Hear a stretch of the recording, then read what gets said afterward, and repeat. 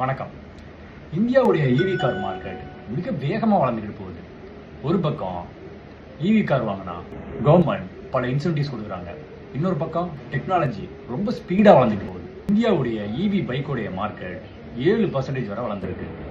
இந்தியாவுடைய ஈவி காரோட மார்க்கெட் 6% வரை வளர்ந்துருக்கு. இந்தியாவுடைய ஈவி கார் மார்க்கெட் 2030 30% வரை வளரும்னு எதிர்பார்க்கப்படுது. அது மட்டும் இல்லாம 70% கமர்ஷியல் வெஹிக்கிளும் 80% எலக்ட்ரிக் பைக் வெஹிக்கிளும் வளரும்னு கணிக்கப்படுகிறது. ஈவி காரோட சார்ஜிங் ஸ்டேஷன் 2022 கணக்குப்படி 5191 சார்ஜிங் ஸ்டேஷன் இருக்கதா டேட்டா சொல்லுது. 2025 கணக்குப்படி பார்த்தா 29,000 சார்ஜிங் ஸ்டேஷன் ஆல் ஓவர் இந்தியாவில் இன்ஸ்டால் பண்ணியிருக்காங்க. இது மிகப்பெரிய வளர்ச்சியை காட்டுது. சார்ஜிங் ஸ்டேஷனோட எண்ணிக்கை தமிழ்நாட்டில் கிட்டத்தட்ட 1500 சார்ஜிங் ஸ்டேஷன் இருக்கதா ஒரு டேட்டா சொல்லுது. 2030க்குள்ள கிட்டத்தட்ட 13 லட்சம் ஈவி சார்ஜிங் ஸ்டேஷன் நிறுவ பிளான் பண்ணியிருக்காங்க. இது அமையணும்னா ஒரு வருஷத்துக்கு கிட்டத்தட்ட 4 லட்சம் ஈவி சார்ஜிங் ஸ்டேஷன் நம்ம இன்ஸ்டால் பண்ண வேண்டியிருக்கு.